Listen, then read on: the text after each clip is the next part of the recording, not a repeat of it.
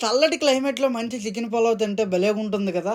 ఇంక నేను కూడా చేసుకుందామని కుక్కర్ అయితే తీసుకున్నాను. ఆయిల్ అండ్ ఘీ యాడ్ చేసుకున్న తర్వాత సన్నగా కోసుకున్న ఉల్లిపాయలని పెట్టేసి, ఇంకా అలాగలా గోల్డెన్ కలర్ వచ్చే వరకు ఫ్రై చేయండి. ఇంకా బిర్యానీ ఆకులు కూడా ఏసుకోండి. ఇంక ఇదంతా అయిపోయాక నేను మ్యారినేట్ చేసి పెట్టుకున్న మంచి మసాలాలతోటి పెట్టిన చికెన్నయితే ఇంకా ఆయిల్‌లోకేసి బాగా ఫ్రై అనమాట చేశాను.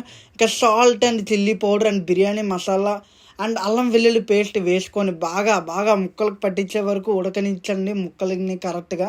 ఇక కరెక్ట్‌గా ముక్కలు అని తెలిసే టైంకి మనం అనమాట వాటర్‌కి కరెక్ట్ రైస్ క్వాంటిటీ తగ్గట్టు వాటర్ అనమాట ఏసుకోవాలి. నేననమాట బాస్మతి అయితే ఏసుకోవట్లేదు. నాకైతే నార్మల్ రైస్ అవైలబుల్‌గా ఉంది.